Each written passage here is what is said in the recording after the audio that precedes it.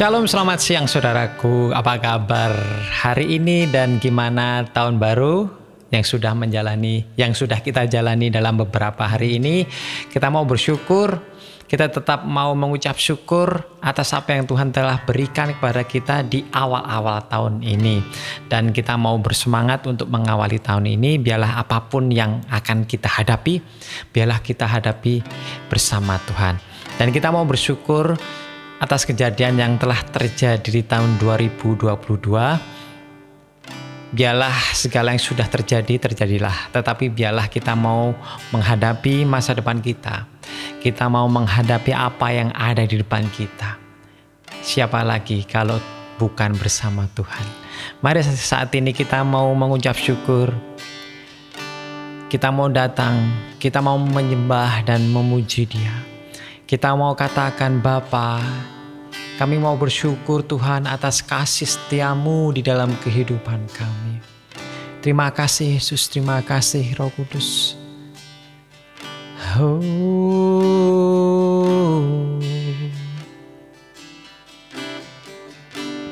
Banyak yang kau perbuat di dalam hidupku, rancangan indahmu terjadi di hidupku. Bapa yang mengerti segala yang ku perlu, kasih-Mu sempurna nyata dalam hidupku. Ku bersyukur Bapa, amin Tuhan. Ku bersyukur Tuhan buat kasih setiamu di dalam hidupku. Ku bersyukur,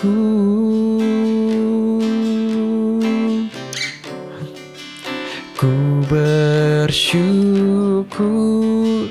Bapa, ku bersyukur Tuhan, amin, buat kasih setiamu di dalam hidupku. Ku bersyukur,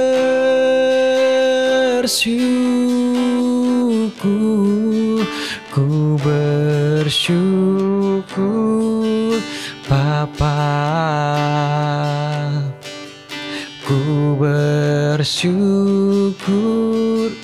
Tuhan. Mari kita mau katakan, buat kasih setiamu di dalam hidupku. Ku bersyukur,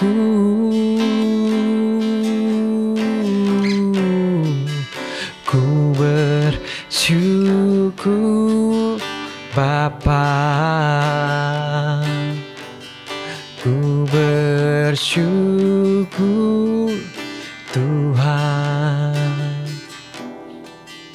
buat kasih setiamu di dalam hidupku.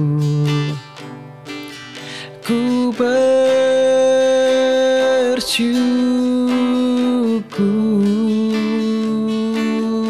Tuhan. Oh,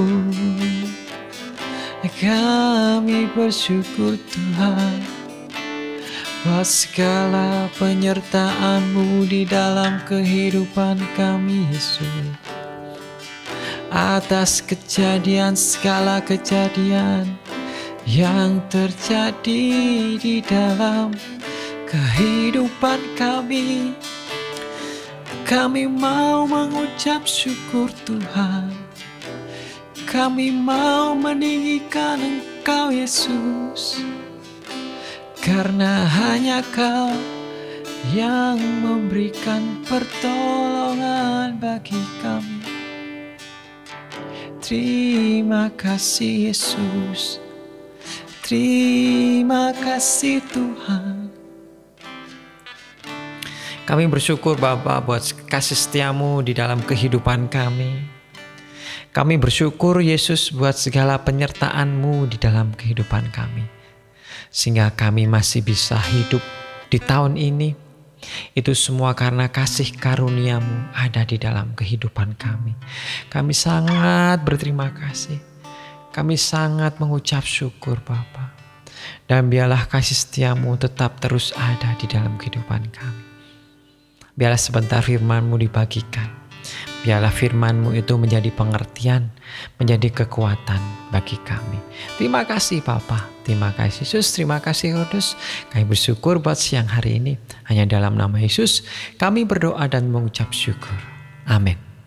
Shalom, selamat siang semuanya dan selamat tahun baru sekali lagi. Mungkin saya belum ketemu dengan saudara-saudara di tahun baru ini, dan tahun ini kami bersyukur. Di tahun ini kita masih bisa menikmati hidup, kita masih bisa diberi nafas oleh Tuhan, dan itu semua karena kasih setia Tuhan di dalam kehidupan kita. Dan kali ini adalah sharing pertama saya di tahun ini. Biarlah apa yang saya bagikan bisa menjadi kekuatan bagi saudara-saudara. Dan saya tergerak di dalam tahun ini, saya akan mengupas pasal per pasal, di mana di bulan ini saya akan membahas, ataupun di minggu ini ataupun beberapa kali pertemuan saya akan membahas tentang Perjanjian Baru, dan di mana Perjanjian Baru banyak sekali ya Alkitab. Injilnya ada Matius, Markus sampai dalam Wahyu, dan saya akan mengupasnya, akan merangkumnya sedikit demi sedikit.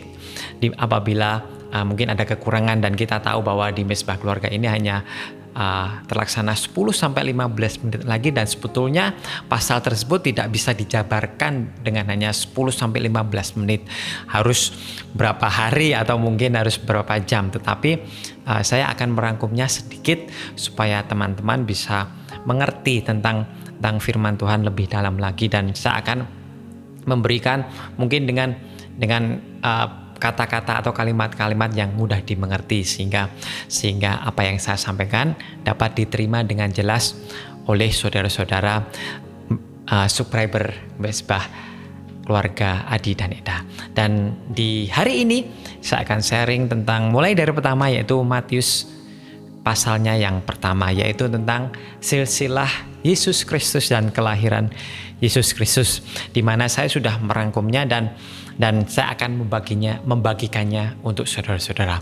Kita tahu bahwa bagaimana ada sangat hubungannya dekat sekali, bagaimana dari Abraham sampai kepada Tuhan Yesus Kristus, bagaimana sangat lama sekali apa yang dijanjikan oleh Allah, di mana akan memberikan, yaitu seorang penebus atau seorang penyelamat.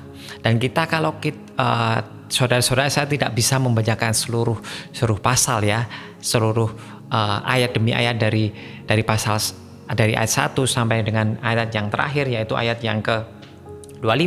Tetapi di sini saya akan menjabarkannya, di mana di dalam ayat 1 sampai dengan ayat yang ke-17, di mana itu adalah silsilah di mana Yesus Kristus lahir.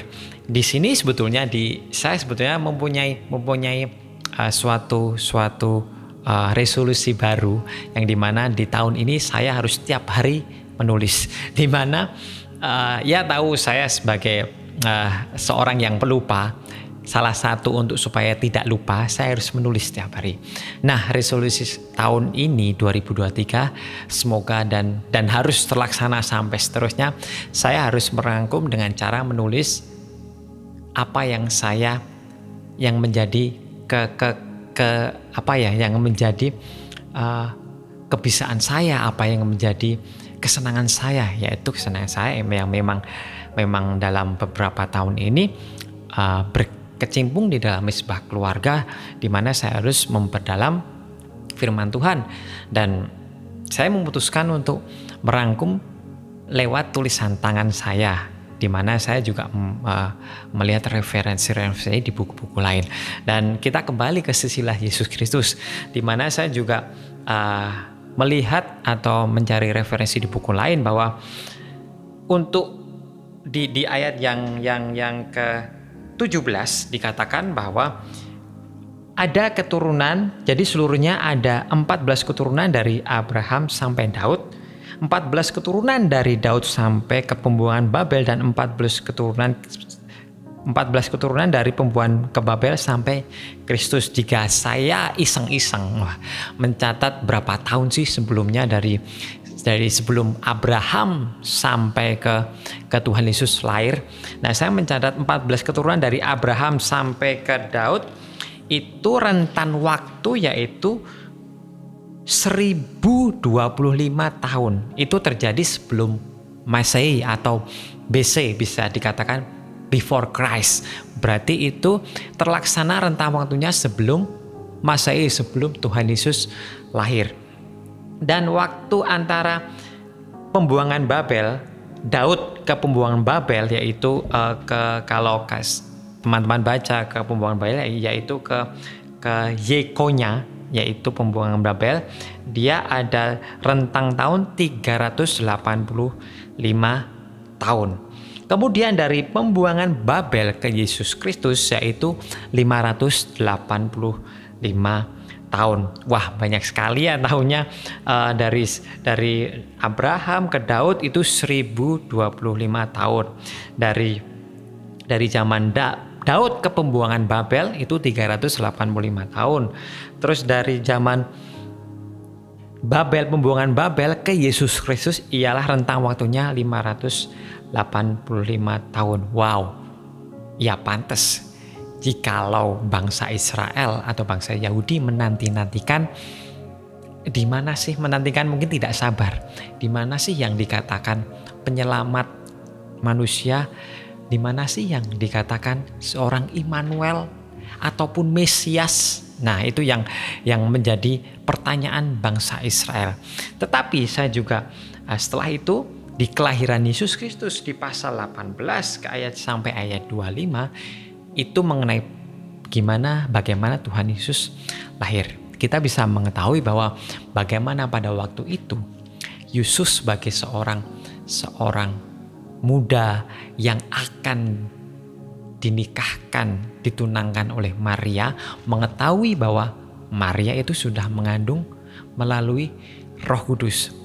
Saya juga sebagai seorang laki-laki, kalau di posisinya Yusuf, pasti akan juga bermikir-mikir ya, waduh, ini yang mau aku nikahi, yang akan menjadi pasangan hidupku, kok sudah mengandung, sudah hamil. Pada waktu itu Yusuf juga memikirkan kembali, atau mungkin berpikir kembali bahwa wah, aku tidak akan menjadi istrinya Maria ini. Dan sebagai dikatakan juga di ayat ke-19, karena itu Yusuf adalah seorang yang tulus hati dan seorang yang baik hati. Dia tidak mau mencemarkan istrinya, yaitu Maria. Dia mau menceraikan, dan pada waktu itu dia memang sudah menikah. Dia tidak mau menceraikan Maria dengan ada banyak orang, tetapi dia mau menceraikan diam-diam untuk menjaga nama baik Maria. Tetapi malaikat datang ke dalam mimpinya mengatakan bahwa dia mengandung oleh karena Roh Kudus. Kita baca saja.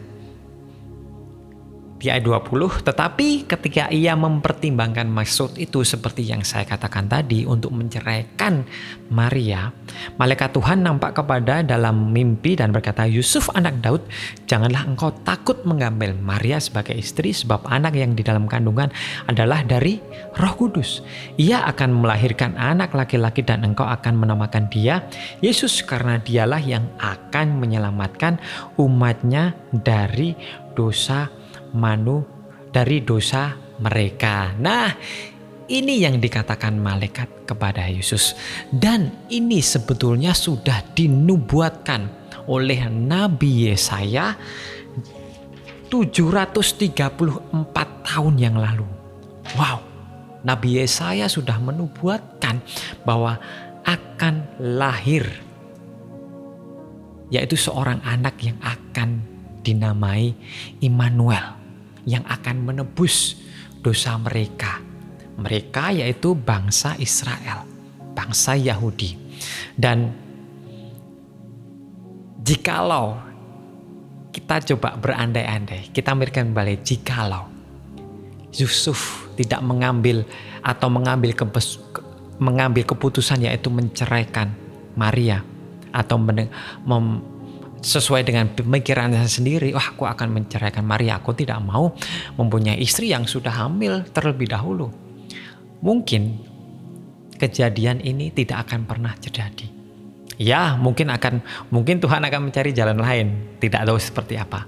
Tetapi Yusuf adalah seorang yang benar-benar mengetahui rencana Tuhan di dalam kehidupannya. Dikatakan dia adalah seorang yang tulus dan baik hati. Dan bagaimana Yusuf tahu bahwa ini adalah rencana dan rancangan Tuhan. Dan sesudah itu Yusuf juga sangat menghormati Roh Kudus.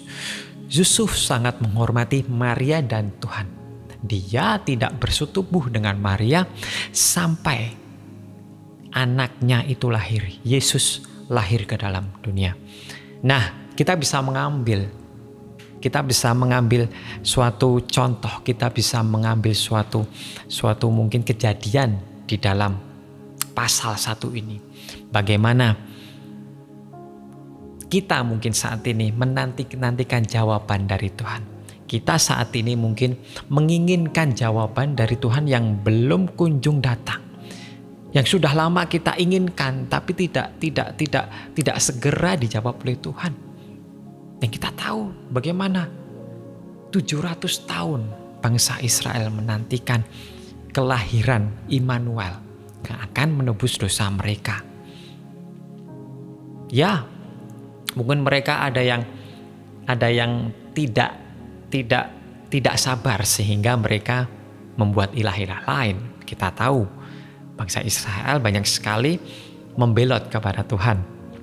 Tetapi juga ada yang setia menanti-nantikan sampai Tuhan Yesus lahir, bahwa nanti kita bahas di ayat-ayat selanjutnya bahwa inilah yang kita nanti-nantikan, yaitu Mesias yang akan menebus dosa kita. Nah, bagaimana dengan kita yang cuman mungkin hanya 1 minggu, mungkin 2 minggu, 1 bulan, 2 bulan, 1 tahun, 5 tahun, 10 tahun. Apa yang kita inginkan belum terjawab. Apa yang kita doakan tiap hari, Tuhan belum jawab. Apakah kita tetap mau setia kepada Tuhan atau mengambil jalan pintas yang dari mana itu bukan dari Tuhan, dan mungkin atau pasti itu adalah dari dosa, sehingga mengambil jalan pintas untuk bisa mendapatkan atau kita terjawab doa kita. Nah, kita bisa mengambil kesimpulan dari ini bahwa ayo kita mau tetap setia menantikan jawaban dari Tuhan. Dan bukan hanya itu saja, kita harus sebagai manusia, kita harus bisa menjadi manusia yang benar-benar tahu rencana Tuhan di dalam kehidupan kita. Yusuf, jikalau dia tidak mendengarkan apa yang dikatakan Tuhan, mungkin jalan cerita tidak akan seperti ini. Dia tahu rencana Tuhan di dalam kehidupan Yusuf, di dalam kehidupan Maria, di dalam kehidupan keluarganya, yang dimana saat Yesus lahir. Dia akan mempunyai visi misi yang sungguh-sungguh penting bagi seluruh umat manusia. Yusuf tahu, benar-benar tahu. Maka dari itu, dia tetap mengambil Maria sebagai istri dan melanjutkan perjalanan kehidupannya. Ayo saudara-saudaraku, di tahun yang baru ini mungkin kita belum terjawab doanya. Dan kita tidak tahu apa sih rancangan Tuhan, rencana Tuhan di tahun ini. Mari kita berdoa. Mari kita terus membaca Alkitab. Mari kita tetap jaga hubungan dengan Tuhan. Supaya kita mendapat suatu hikmat. Mendapat suatu jawaban dari Tuhan. Apa yang kita akan jalani di tahun ini. Mari kita ikut rencana Tuhan di dalam kehidupan kita. Jangan sekedar ikut dengan egois kita sendiri. Jangan sekedar ikut hanya doa kita pengen cepat dijawab tetapi melewati jalan pintas. Bukan seperti itu.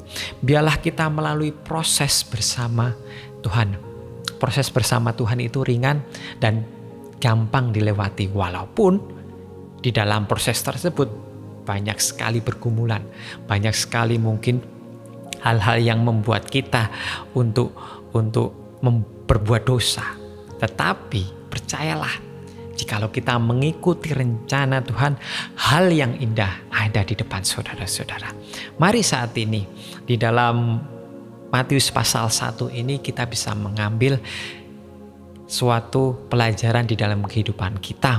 Bahwa apapun yang kita lakukan, biarlah kita menunggu, tetap setia kepada Tuhan, menunggu jawaban dari Tuhan. Dan tetap menjadi orang yang mengetahui rencana rancangan Tuhan di dalam kehidupan kita. Amin. Mari kita berdoa. Terima kasih Bapa, terima kasih Yesus, kami bersyukur buat pelajaran-Mu, buat sharing firman-Mu pada siang hari ini, bahwa kami mau belajar Tuhan, lebih mengerti lagi rancangan-Mu, rencana-Mu di dalam kehidupan kami. Kami mau belajar setia menunggu yang terbaik hanya dari-Mu. Dan kami percaya Tuhan, apabila itu dari-Mu, itu adalah rancangan yang terbaik bagi kami. Kami mau melewati tahun ini, 2023 ini, dengan hanya jalan bersama-Mu Tuhan. Kami tidak mau melewati jalan pintas yang akan berujung dosa. Tetapi biarlah kami tetap mau berjalan bersama-Mu, sehingga apa yang kami dapat itu menjadi hal yang terindah di dalam kehidupan kami. Terima kasih Bapa, terima kasih Yesus, terima kasih Roh Kudus. Kami bersyukur buat firman-Mu pada siang hari ini menjadi kekuatan bagi kami. Kami bersyukur buat semuanya. Kami bersyukur buat kehidupan kami hanya dalam nama Yesus yang menjadi juru selamat dan penebus kami. Amin, amin, amin. Shalom, selamat siang. Tuhan Yesus memberkati.